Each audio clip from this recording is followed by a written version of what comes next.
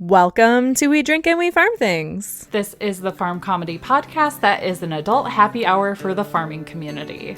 We drink adult beverages, talk about the ups and downs of farming things, and give zero clucks about not having the perfect farm life. We keep it real with you and share the mistakes we've made and what we've learned so you can feel less alone in this farm thing. We drink things, we farm things. Oh, hey there, Sam. Oh, hey there, Bev. Are you drinking booze this morning? That looks like a booze vessel. So it is a booze vessel, but I put coffee in it. Oh, okay. I mean, it would have been no judgment here. None at all. Yeah, it's like 9 o'clock in the morning. Yeah, it's a little early right now, but it could have been like, I don't know, a mimosa or something. Oh, that would have been delicious. Yeah, no, I wanted to make sure that my coffee stayed warm while we recorded. So I put it in my fun little, I have like a Yeti, like an actual Yeti wine tumbler. Yeah. Our financial advisor gave them to us for Christmas. Oh, wow. That is an extremely nice gift. It is. It really is a nice gift. So I was like, well, I should start using this. I have a coffee warmer on my desk, but it makes noise when I take the cup on and off of it while we're recording. So I thought this could help save that. It's a little more podcast friendly. Mm-hmm. Yes, it is. The coffee I'm drinking though, it is kind of special. So Ancient Valley Mercantile, it's the place that's in town that I get my coffee from. They started creating a Costa Rica blend. And I was so excited because you know that I order coffee from Costa Rica all the time. And it is just as good as the coffee that we order from Costa Rica. Oh my gosh, that is so exciting. So I'm really excited about that because I can pick up my Costa Rica blend here locally now, which is great. Yes, I love that because you're still supporting good coffee, but also somebody local. So it's win-win. Win-win. So what are you drinking over there? So I'm a weirdo today, or at least I feel like a weirdo, but maybe some people think this is normal. I am drinking it out of our review mug, just so people can keep seeing how awesome this is and remember to leave us a review over on Apple Podcasts or by leaving us a voicemail if you haven't yet. I'm just drinking chicken bone broth. Oh, it sounds warm. Yeah, it's like, well, okay. So we had more snow this morning. Prior to that, it was like, I think it was 2 days ago. It was like almost 40 degrees. So everything like melted. And then the next day it was cold. So everything froze. And now we have snow over everything. So you can't see where the ice is. And I took a big fall on my ass this morning. Oh no. And like, luckily, like I have a pretty big butt. So, there's a lot of cushion there, but like, the back of my leg hurts and my pants. I actually wore jeans because I was like, I'm going to be an adult today and wear jeans. And then those were just soaked. And I'm like, happy Friday. Yeah. Oh my gosh. So I needed something warm once I was kind of over coffee for the day. Yeah. So I wouldn't end up like being a jittery mess. So that's fair. That's fair. So bone broth because it's low calorie and good for you. Yeah. And warm. And warm. And it does make me happy. Yeah. Our drink peep this episode is our friend Jenny Beck, and she is at Beck's Boots to Roots over on the Instagram. So cheers, lady. Cheers. All right. So before we dive into today's episode topic, we are going to open our Henny and Rue boxes. Yes, we are. Yes. And get mine off the ground. We will also provide a sneak peek of 2 items for the March box, and I'm super excited about those both. So I am too. Yeah. Those are pretty fantastic. Yes. So Bev, what was your favorite thing in this month's box? So my favorite thing was this really cool whisk. Yeah, it is really cool. Like I didn't take mine out yet. I guess I could. Ta-da. That was probably loud. I'm sorry. But yeah, no, it's so unique. I don't have one like this. Yeah, I don't either. But it's like the perfect size for just like smaller things. And Yeah. I'm actually always mixing smaller things in my kitchen. So I like it. Yeah. It's fun. It's It's a not cool shape. overkill. It's not the big whisk where you're like whisking together 30 eggs. Yeah. No, this is like 1 to 2 to 3 appropriate. Yes. Yes, it is. It's perfect. And it feels like a fairy godmother wand. So what was your favorite thing out of the box? So my favorite thing, because I never have enough kitchen towels, or I probably do, but I feel like I don't. We got this super cute Rise and Shine Mother Cluckers with a rooster on it Mhm. towel. And I really like it, that it's like kind of like a distressed look.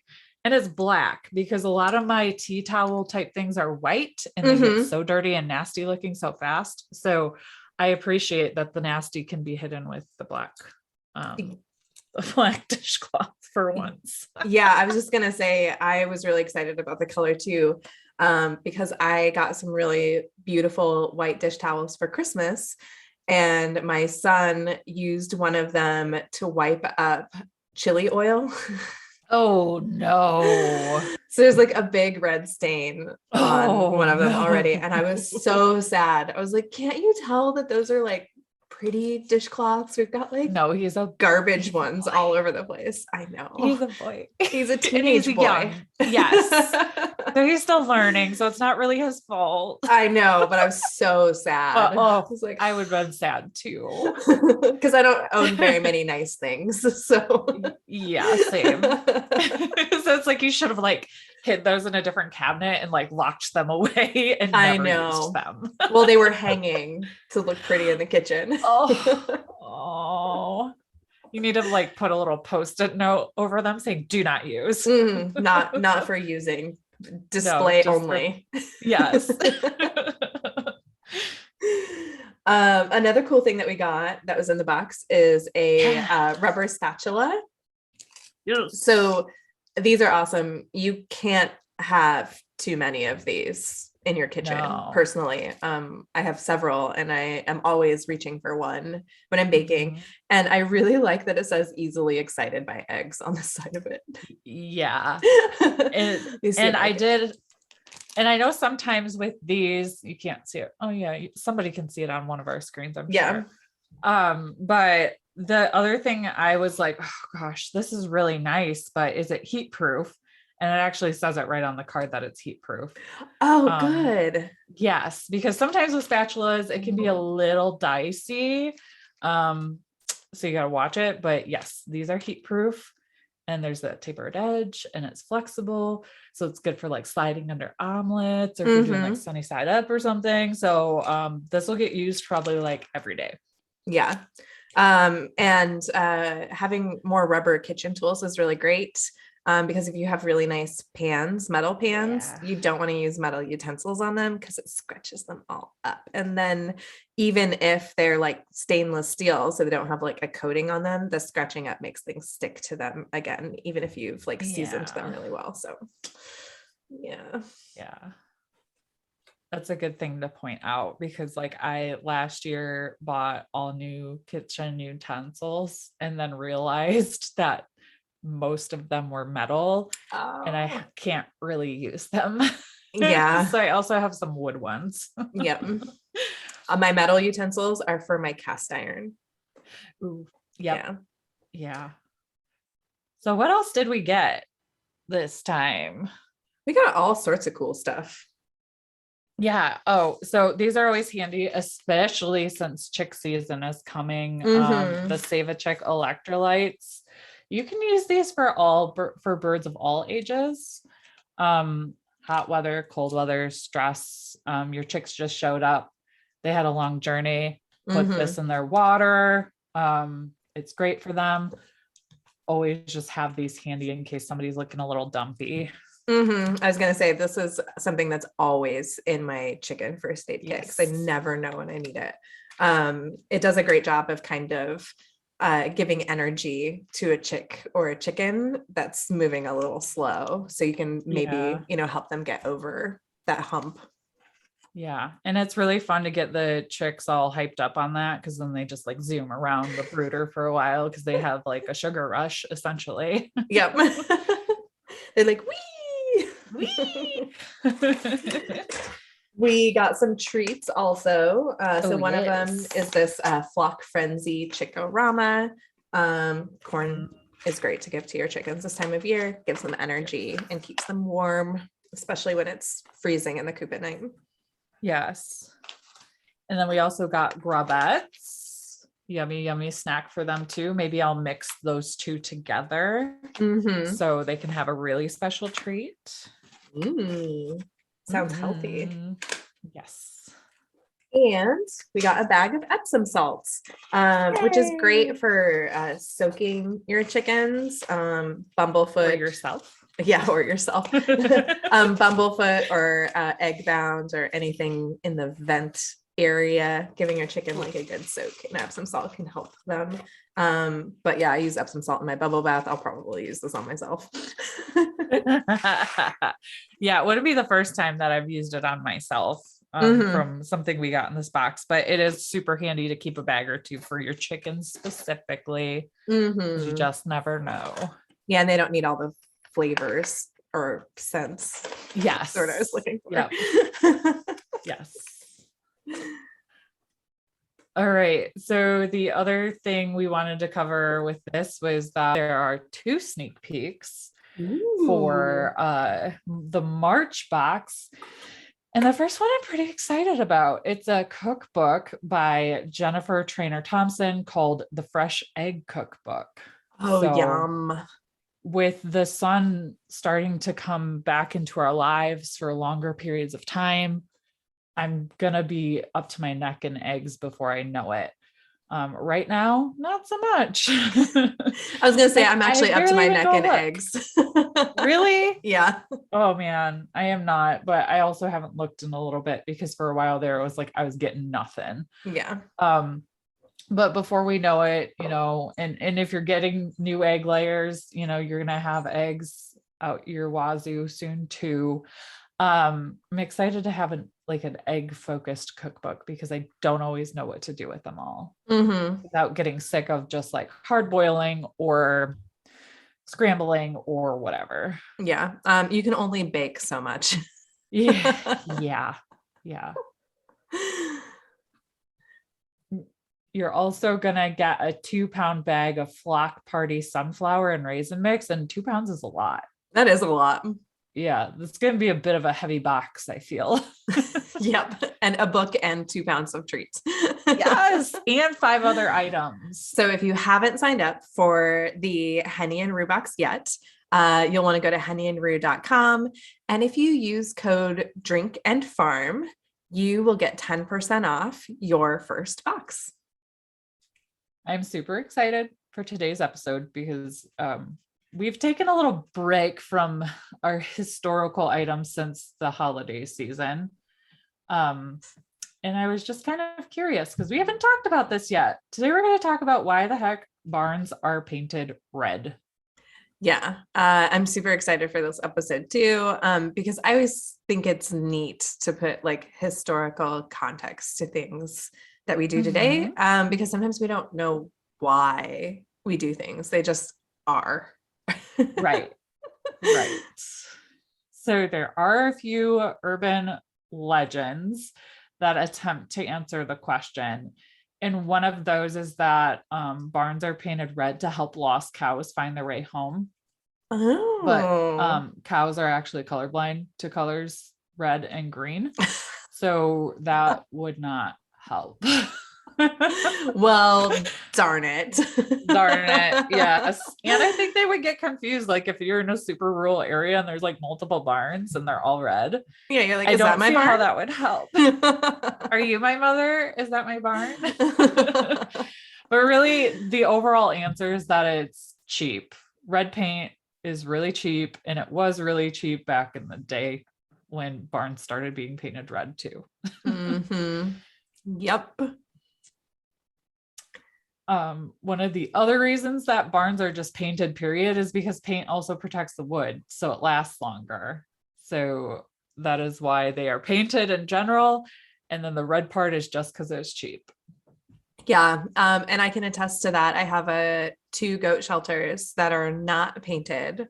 And the weather has really taken its toll on the wood. But if you find yourself in that situation, it's not too late to paint them and still get more longevity out of them. And in fact, like we're in the process of repainting our chicken coop because it's looking a little worse for wear and some like pieces of wood are starting to flake off of it. But painting it will help it last a little longer so we don't have to replace it as soon. Like wood things you do usually end up having to replace them eventually, but paint like really add some longevity to your buildings, like by a lot, because there's clearly some barns that have been standing since like the 1800s and they're wood. Yeah. So during the 1700s and early 1800s, barns on family farms in the Northeast were typically covered with thick vertical boards, and they, were typically left unpainted, and it would have that same problem where they slowly weather and they start turning this brownish gray color. But after the mid 1800s, to improve the efficiency of their barns by reducing drafts to keep their animals warm and cozy in the winter, many farmers tightened up their barns by having wooden clapboards horizontally nailed to the outside of the barn. Oh, yes. These clapboards were sawed quite thin, so painting them provided needed protection and dressed up the appearance of the barns as well. So they got a little fancy facelift. Ooh. And in the 1800s, it was common for people to actually make their own paints by mixing pigments with linseed oil made from flax seeds and other ingredients like skimmed milk, lime, and red iron oxide, giving them a rusty, burnt orange red color. And they were available in various hues, but the tint we see most often on older American barns was called Venetian red. Ooh, sounds so fancy. It does.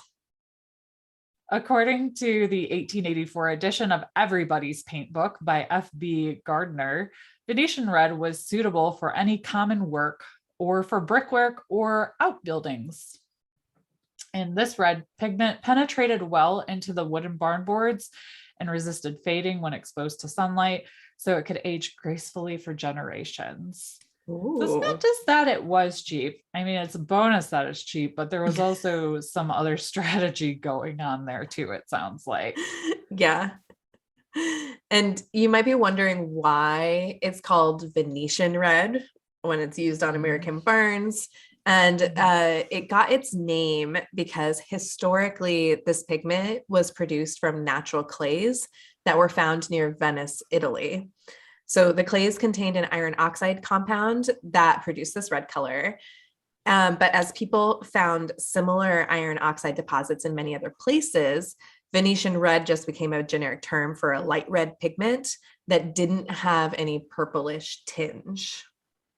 By the 1920s, such earth pigments, as they were called, they were used to make red paints. They were being dug in Georgia, Pennsylvania, Virginia, Alabama, California, Iowa, and Vermont. So they found these iron oxides here in the States. And wealthy farmers actually added blood from a recent slaughter to the oil mixture. And as the paint dried, it turned from bright red to darker burnt red. So if you're seeing some variation in barn red color, that might be because there's blood in it. Oh my God, that is so dark. So hold on. Imagine for a second you're a cow and your buddy just like disappeared. And then suddenly his blood was all over your home. Well, you can't see red, so you that's wouldn't right. even know, I guess. But I wonder if they can like smell it. I was thinking they could smell it or like sense it. I don't know, because it seems weird, but like blood is one of those things I feel like you can feel when it's around. Like I don't really know how to describe it. Like, you know what I mean? Do you have like a spidey sense? Like I feel like I have like sense? blood spidey sense, probably because it does have a very distinctive smell. Yeah, I it's like think. metallic. Yeah, it's a Yeah. very metallic smell, and I'm really sensitive to scents or smells. Oh. So that might be why that idea just freaks me out a little bit. Well, in a not so creepy note, farmers might have also added ferrous oxide, otherwise known as rust, to the oil mixture. Rust was, and still probably is, pretty plentiful on a lot of farms. And it's basically a poison to many fungi, including mold and moss, which were known to grow on barns. These fungi would trap moisture in the wood, and they would obviously speed up the decay process. So by adding rust into the oil mixture, kind of takes care of that problem. Yeah, that's really interesting. Yes. And by the late 1800s, in addition to red, it became fashionable to paint barns with other color schemes, especially those that were designed to complement the architectural styles and color schemes of the owner's houses. So barns weren't just red anymore by that point. Yeah, they might be yellow or green or brown. And then you probably also have seen a lot of white barns in houses, but the white paint was definitely pricier. So that might have been another sign of wealth, a little less dark-sided than, slaughtered animal blood being mixed in. But, that was an option to show maybe that to kind of throw your money around a little bit, I guess. Yeah. But the red paint remained popular on many farms because it was more affordable. Yeah, for sure. Which totally makes sense. I mean, when you're painting a ton of buildings, you want to go with what's economical. Yeah. Or painting a really sure. big building. Like, think about how big some of these barns are. Like, they're huge. Oh, yeah. Mine's huge. Yeah. Yeah. Mm-hmm. In 1922, the Sears Roebuck catalog offered red barn paint for just $1.43 per gallon. Whoa. But other colors of house paints were $2.25 per gallon, which is like nearly twice as much. Yeah. Yeah. Well, not really. It's just like $1 more, not quite $1 more. Their math's a little off. It compounds when you need gallons upon gallons upon gallons. It's like filling up your gas tank. Yeah, I was gonna say, I use 2 gallons of paint to paint like a regular size room. So yeah, do the math on how big a barn would be. And you usually want a second coat. So yep. Yeah, that's a good point. Another reason red was so popular outside of the cheapness was because of the darkness in the color. And this could actually help control temperature because red absorbed more of the sun's rays than bare wood and kept the inside of the barn warmer during the winter months. Oh, that might explain why my neighbor's barn is black. There are 2 old wooden barns really close by me, and they're black with red roofs. Ooh, interesting. Yeah. Today, many modern barns don't resemble classic versions whatsoever. And I have an example of that on my farm. Very large barns that hold hundreds of cows or pigs kind of end up looking more like plane hangars or warehouses. And they are probably built out of metal. That is what my barn is made out of. But the tradition of painting smaller barns red continues, and it continues so strongly that the U.S. Postal Service now celebrates them on postage stamps. I mean, that marketing ploy totally works for me. Well, it's very quintessential, right? Like when you're thinking about it, when you're thinking of rural areas, like what's one of the first pieces of imagery that comes to your mind? It's probably a big older red barn, like really similar to the barn that you have on your farm.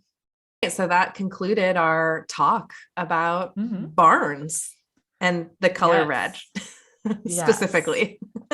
Blood red. All right. So make sure you leave us a review if you haven't already. As I mentioned at the beginning of the episode, you can do that over on Apple Podcast, or you can call and leave us a voicemail with a review, because we're going to take the review submissions we have for that month this month of February specifically and draw a name out of a hat, and that person will win this exclusive coffee mug that is not and will never be in the shop.